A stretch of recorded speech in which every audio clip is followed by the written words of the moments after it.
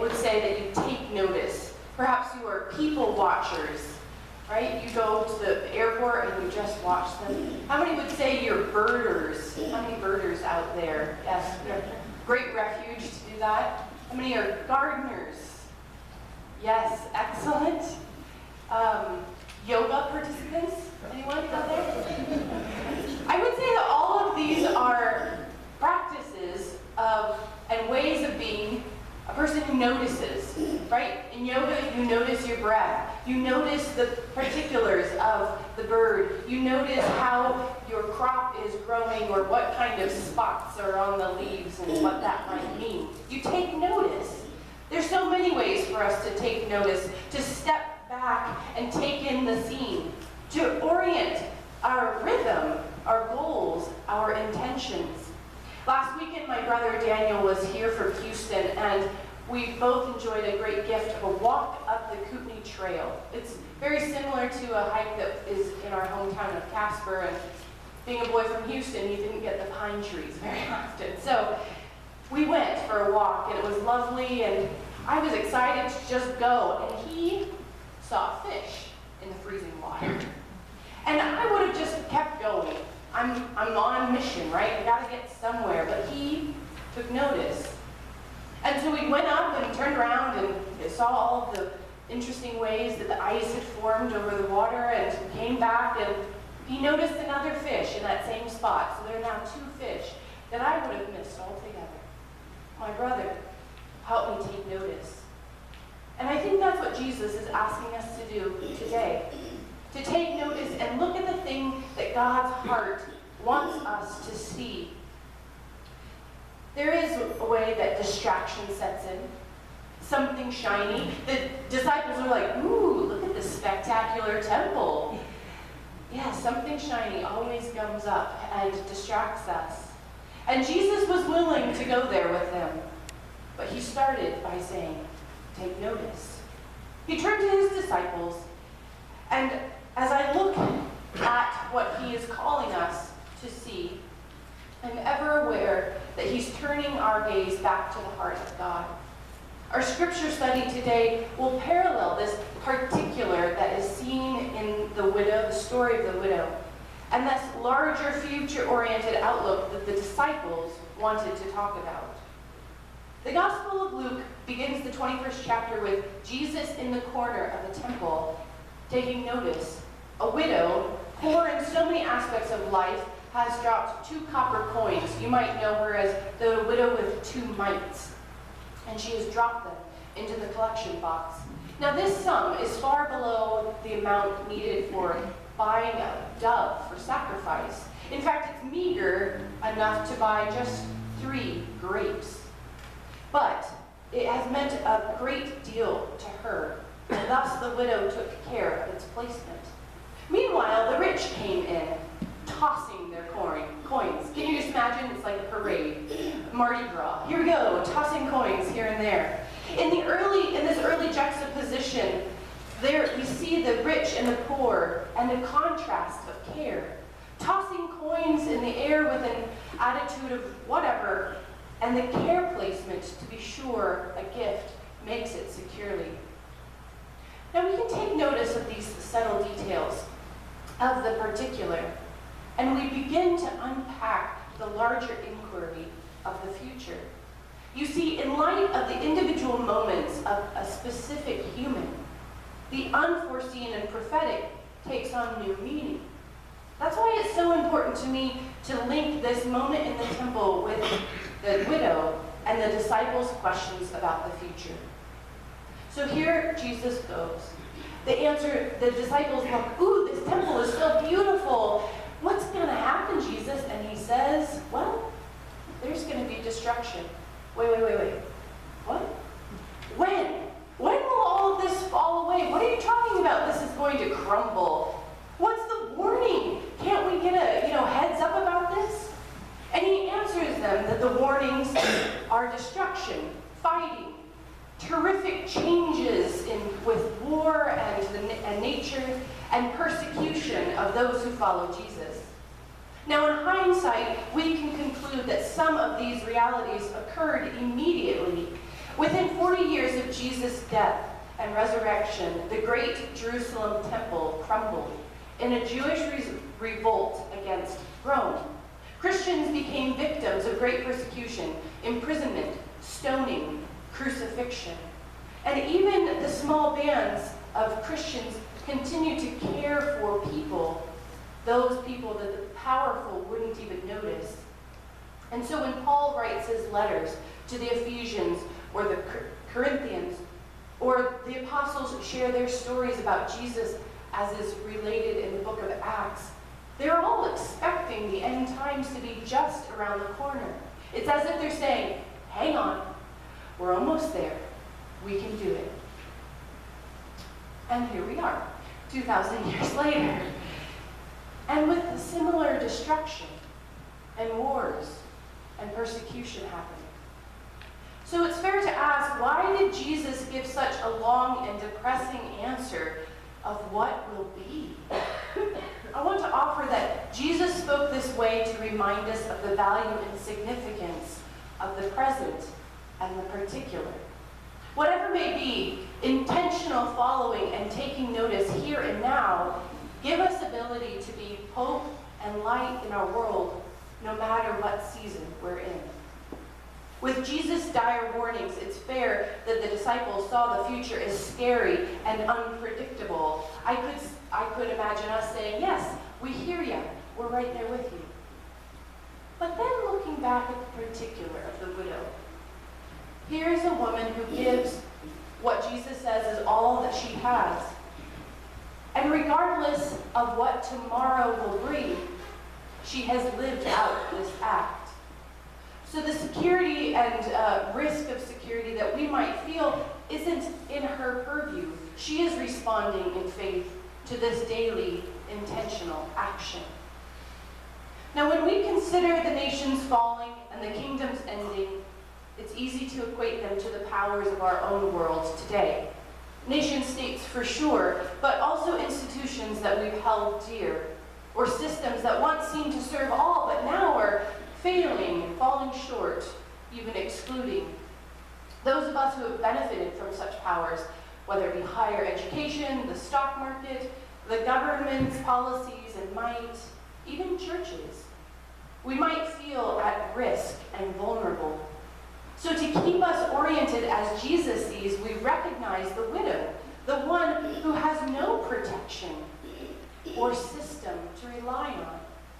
Even the religious institution that was not following its own rules to care for her. What might be a future loss for us is her current reality.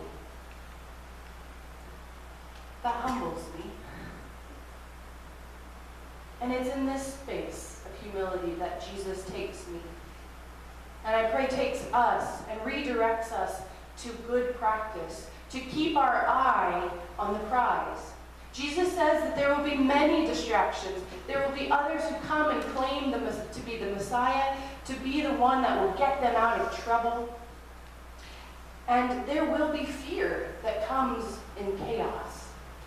Be aware of these distractions, he says, and stay focused. One of my favorite comedians, Brian Regan, has a commentary on taking notice. It actually comes from his days as a little leaguer. He always said, my coach would say to me, Brian, keep your eye on the ball, keep your eye on the ball. When it zooms past you at 100 miles an hour and you duck, you're like, whoa, what just happened? I'm not going to swing. And then my coach will say, good eye, Brian, good eye. Good torso, sir? I just was saving my life. Perhaps if little Brian actually knew what he was hearing, what that meant, he would be a better player altogether, right? But so it is with us and Jesus.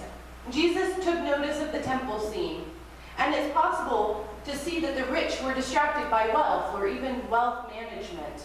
Such distractions kept them from seeing the poverty and the system producing poverty around them.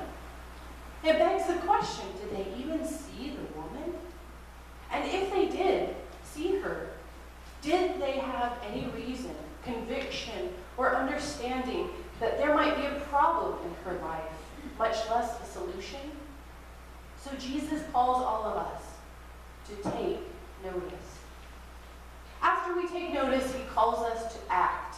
Now, he warned us of all of the destruction, but at the end of that, if you were listening to Lenny, Jesus talks about how after persecution, you will be asked to come into the synagogues. You'll be asked to come in and testify, to speak. And this is the second act. After noticing, you act with testimony. In other words, we have a chance to speak, to give witness, to share a story from our reality. And Jesus is saying, do that. Don't stay silent. Do that. The widow came to the temple. Her own very presence made all of the difference. It was a testimony to what mattered and to this generosity of heart. And Jesus tells us one little nuance of testifying: to do it without defense. Now, this is a faithful act unto itself, to tell your truth without defensiveness. Oh, the ego wants to defend, for sure. It wants to defend away pain and accusation and diminishment. It wants to point fingers. But testifying, as Jesus calls us to do, without defense, is an act of faith and an act of health. First, Jesus said, in testifying to the wisdom and truth, grace and love of God, it can cause us to be rejected by those who are closest to us. Perhaps our own egos will want the security and rightness that comes with being in that place of power. But to testify, says Jesus, is to let go of that place, not to defend it. And that is difficult. As an act of health, to testify not with defensiveness is to establish a way of being and dialoguing that seeks new understanding, proceeds with curiosity, assumes best intentions, and gives grace. It's easy to think of this as a posture of a doormat, right? To be walked all over. But I would argue that this instead is a way of being inclusive. It's a way of disarming and being truthful. It's a way of being authentic and faithful to relationship, not just rightness. We've talked about being a healthy church as our way forward. Now, that might include a few more veggies at the fellowship hour, I admit. But most importantly, I think it means testifying, sharing our stories and situations in a non-defensive way that seeks understanding. So let's pause and practice for a moment, because I believe that worship is this place that we practice. This is the place that we follow the way of Jesus Christ. So think for yourself this week of an interaction that you had with someone where the conversation included defensiveness, perhaps your own. You can tell if there is defensiveness by the tone of voice that you used, or there might be a blaming happening, or who always ended up being right in the story. Those are the ways that you can hear defensiveness. Think about those. How did that conversation conclude or resolve?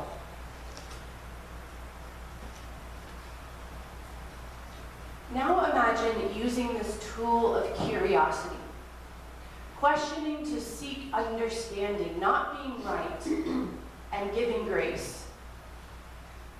How might that interaction shift?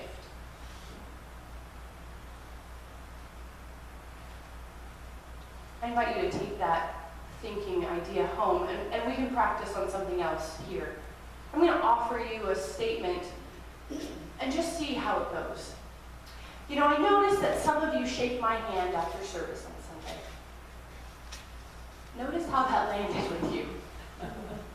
Did it land like this with a first response of defensiveness? Geez, Pastor Sarah, it's all about her. I can't do it. Or did you have a response of health? The act of health would have come with curiosity, assuming best intentions, grace, and seeking understanding. Perhaps you would have responded to that statement I offered with a couple of these offerings. Is shaking your hand important, Pastor Sarah? Why is that? Where did this tradition start? Thank you for that observation. I wasn't aware of it. Do you like shaking hands? Would you be interested in how I experience shaking hands at after church moments? I see you hug people too. That's nice. Or, that's nice. I like to talk to you over snacks. I don't want to keep anything from bottlenecking. Those might be some responses of help. Now, the answers and responses that I come back with could be varied. And the active curiosity that you would offer in a conversation actually seeks understanding, having no idea what the response would be. So I could have responded with a very self-centered, self-motivated answers. I need the affirmation. I need to know who liked me, who liked the service, and who's mad at me. My hands are always cold, and I need some warming. I could have responded with a generative, deeply true answers. I want to connect with each person. I want to thank people for their respect and their care. I want to hear how you were challenged and convicted so that we as fellow Christians can continue to walk together. I want to be available to people with questions or reflections and allow the service to be less of a lecture and more of a conversation. And I could just answer with silly answers. Well, I'm doing a poll to see who has the softest hands, so it would be great if you showed mine. I'm practicing my grip strength, or I'm wanting our greeting line to eventually become a conga line. So. This is the way of conversation. This is the way of testifying without defensiveness. This is the way we practice with one another. We testify with faith and help. This faithful act of noticing and testifying is the act of the widow. She noticed her call to give despite any limitations, and she responded with 2 mites, 2 simple copper coins, and so much more. She responded in hope in God and truth, and this changed her over and over and over again. When I was in Mexico, we visited the cathedral in Cuernavaca, which was built in 1525. And over the years, it went from murals of the Franciscans that came to Mexico to ornate statues and saints and beauty. I mean, you can imagine any great cathedral with its ornamentation, and that's what the Cuernavaca Cathedral looked like. But in the 1980s, it was stripped, simple, because the bishop of the time said, I don't want people to be distracted. I want them to be focused on Jesus. Now, I have tripped or bumped into people while I've been looking up in these great cathedrals before. It's easy to do. And that's the intention of the architect, right? To attract your eye toward God. But I liked the minimalistic expression of the Cuernavaca Cathedral because it makes that reality of God everywhere very apparent. And it connects us to the passage of the widow. See, in this passage, Jesus draws our attention to the scene right in front of us to see both the human complexity and vulnerability, as well as the sacred, all in one. We see God in each other and not just above us. And if we see ourselves as a cathedral, we're stepping into a new way of being. We don't have to defend the ornate, the distractions, the symbols that we could be. We instead embrace our story and the action, the authentic person that we're called to be, humbly before God, right here and now.